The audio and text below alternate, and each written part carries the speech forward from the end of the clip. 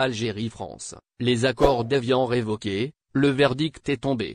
Le Conseil d'État français a rejeté une demande de l'association française Le Grand Maghreb visant à annuler les accords d'Évian de 1962, qui ont reconnu l'indépendance de l'Algérie. En effet, l'association affirme que les accords ont donné des avantages considérables à la France et que les négociateurs algériens n'étaient pas suffisamment expérimentés pour mesurer les conséquences des concessions accordées. Les initiateurs de cette action ont également cité l'autorisation accordée à l'armée française pour mener des essais nucléaires et chimiques dans le Sahara algérien, qui ont eu des effets néfastes sur la santé publique, animale et végétale ainsi que sur l'environnement. Cependant, la demande a été rejetée car elle a été jugée irrecevable par le ministère de l'Intérieur français. Dans sa notification de refus, le Conseil d'État a affirmé qu'il n'était pas compétent pour statuer sur cette question. L'association ne compte pas abandonner pour autant et souhaiterait aller jusqu'au bout de sa démarche. Il est à rappeler que, les accords d'Évian ont été signés le 18 mars 1962 entre le gouvernement français et les représentants du Front de Libération Nationale, FLN, algérien, mettant fin à la guerre d'indépendance de l'Algérie après 8 ans de conflit. Les accords ont été suivis d'un référendum en Algérie qui a approuvé l'indépendance du pays le 1er juillet 1962. La demande de l'association Le Grand Maghreb met en évidence les tensions persistantes entre la France et l'Algérie en raison de leur passé colonial commun. De nombreux Algériens considèrent que la France doit faire davantage pour reconnaître les souffrances infligées pendant la colonisation et les violences commises pendant la guerre d'indépendance. Bien que la demande de l'association ait été rejetée, elle soulève des questions importantes sur la manière dont les anciennes puissances coloniales doivent faire face à leur passé et reconnaître les souffrances infligées aux peuples colonisés. La France et l'Algérie ont encore beaucoup de travail à faire pour réconcilier leur histoire commune et construire une relation basée sur le respect mutuel et les affaires de l'Algérienne Amira Bouraoui, Macron en parle pour la première fois. Pour la première fois, le président de la République française, Emmanuel Macron, a abordé l'affaire de la militante algérienne, Amira Bouraoui. Nous relatons pour vous ses propos dans la suite de ce nouveau passage. Interdite de sortie du territoire national, la militante avait, en début de mois, gagné l'Hexagone, en passant par la Tunisie. Une exfiltration qui a pris des proportions considérables. Ce lundi, c'est le chef d'État français, Emmanuel Macron, qui a fait sa première prise de parole au sujet de l'affaire de l'Algérienne, Amira Bouraoui. ZRDI vous en dit plus à cet égard, ce mardi 28 février 2023. En effet, le président de la France a réagi pour la première fois au sujet de l'activiste algérienne qui a quitté le sol national clandestinement. Cela, au cours de son discours qu'il a tenu à l'Élysée. Celui-ci est consacré à la stratégie diplomatique et militaire de l'Hexagone en Afrique. C'est ce que rapporte le média arabophone et El Kabar dans son récent numéro. Dans son allocution, Emmanuel Macron a d'abord déclaré qu'une polémique s'est déclenchée sur le retour d'une franco-algérienne. Beaucoup de choses ont été racontées et un discours s'est construit, a-t-il lancé. Aux yeux du responsable, certains auraient profité pour enrayer le réchauffement des relations engagées l'an dernier.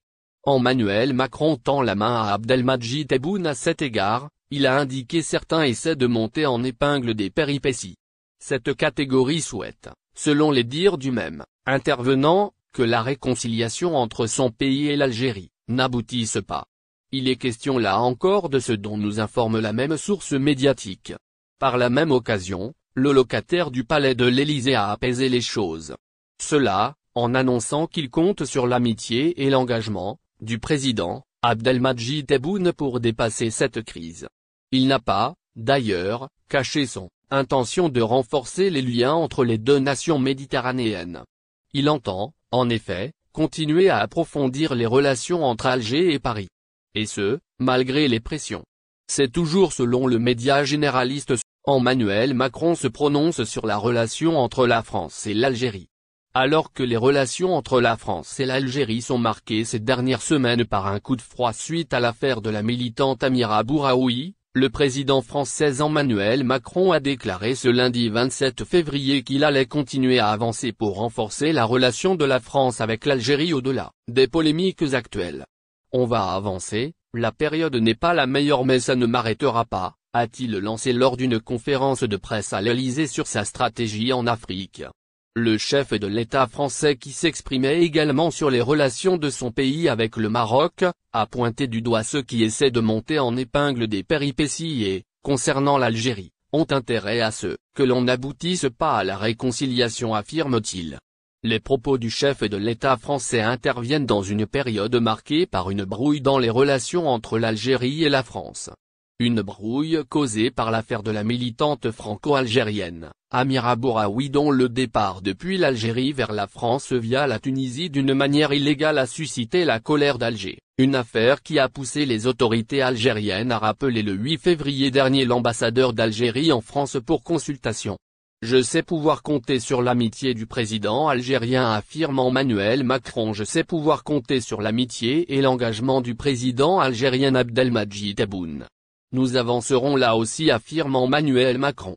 Il y a eu une polémique sur le retour en France d'une franco-algérienne depuis la Tunisie, avec aussi beaucoup de choses qui ont été racontées et un discours qui s'est construit, ajoute-t-il à propos de l'affaire de la militante Amira Bouraoui. Cette nouvelle grisaille dans les relations algéro-françaises risque surtout de remettre en cause la visite du chef de l'État algérien Abdelmadjid Tebboune à Paris prévue en mai prochain. S'il est vrai qu'aucune voix officielle, que ce soit à Alger ou à Paris, ne s'est exprimée sur le sort de cette visite d'État de Tebboune en France, il n'en demeure pas moins que plusieurs analystes et observateurs redoutent sa remise en cause, d'autant plus que l'Algérie n'a toujours pas décidé d'une reprise de fonction de son ambassadeur à Paris. Je vais continuer, ce n'est pas le premier coup de grisou, souligne Macron. Je pense qu'il y a beaucoup de gens qui ont intérêt à ce que l'on fait depuis des années maintenant avec l'Algérie n'aboutisse pas, lance Emmanuel Macron. Eh bien, j'ai un message très simple, je vais continuer, ce n'est pas le premier coup de grisou, j'en ai déjà eu, mais il faut continuer ainsi, humblement, honnêtement, ajoute-t-il en soulignant notamment l'énorme travail sur la mémoire effectué avec l'Algérie ou la visite du chef d'état-major algérien, Saïd Changria, en janvier dernier en France. Mais avec les propos tenus ce lundi par Emmanuel Macron concernant sa volonté de faire avancer les relations de son pays avec l'Algérie, tout porte à croire que les choses devraient rentrer dans l'ordre dans un proche avenir. Il faut bâtir une nouvelle relation équilibrée, réciproque et responsable avec les pays du continent africain, a martelé le chef de l'État français lors de son discours ce lundi à l'Élysée. Emmanuel Macron évoque aussi les relations de la France. N'oubliez pas, abonnez-vous à notre chaîne Olive News et activez les notifications pour recevoir nos publications en temps réel.